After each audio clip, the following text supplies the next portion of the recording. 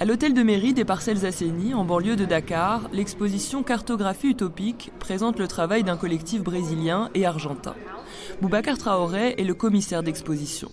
Ce professeur d'histoire de l'art, installé à Buenos Aires depuis plus de 30 ans, entend mettre en lumière le passé africain de l'Argentine, longtemps occulté, minimisé, voire objet de déni. Il fallait déconstruire ce discours d'exceptionnalité, c'est-à-dire l'historiographie qui présente l'Argentine comme une exception, c'est-à-dire une portion de l'Europe en Amérique. Donc les œuvres finalement ont voulu déconstruire ce discours. Pendant les 18 et 19e siècles, les Noirs ou Métis représentaient plus de la moitié de la population de certaines villes d'Argentine et Buenos Aires était l'un des principaux ports de débarquement des esclaves africains. Mais cette histoire n'est pas enseignée à l'école, comme nous raconte Emmanuel Ntaka, artiste originaire de Buenos Aires, invité à chanter dans le cadre de la Biennale. On m'a toujours enseigné que les Africains ou descendants d'Africains avaient été exterminés, exclus de la société à cause des maladies, des guerres avec le Paraguay, la Triple Alliance.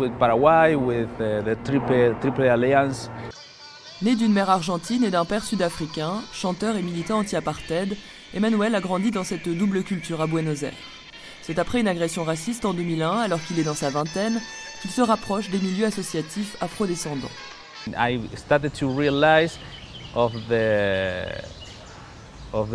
J'ai commencé à réaliser la réalité de notre société, qui est une société raciste, qui ne reconnaît pas nos ancêtres africains.